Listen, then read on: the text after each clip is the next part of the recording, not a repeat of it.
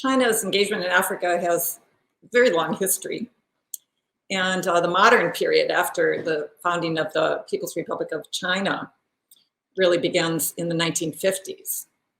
And that early period is pretty much about diplomacy and politics. So at that point, China, the People's Republic of China, was not a member of the United Nations. That seat was held by Taiwan with US support.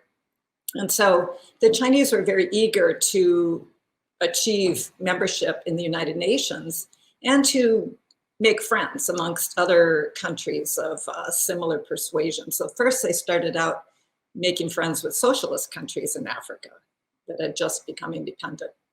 But very quickly they switched, and that was partly because of changes between the Chinese government and the government in the Soviet Union. So they had a falling out in the early 60s. So China then pretty much went on its own in Africa. And so they made friends with anyone that would make friends with them. And by 1971, with the votes of African countries, they were able to achieve that goal of being seated in the United Nations. So that first goal was diplomatic, and it was about politics. So we could say that was international relations. But the second goal, which is more predominant these days, although not necessarily the overriding goal, was commercial. So even in those early days, the Chinese were providing loans. So in 1960, for example, their very first loan was in Guinea. And this allowed Chinese companies to get experience in building things for African governments.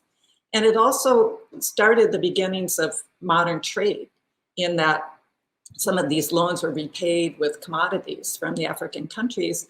And then the Chinese also exported commodities to Africa, in part to pay for local expenses on these loans. So the kinds of relations that we see today, the investment, the commercial relations, actually all have their starting point back in the late 1950s and early 1960s.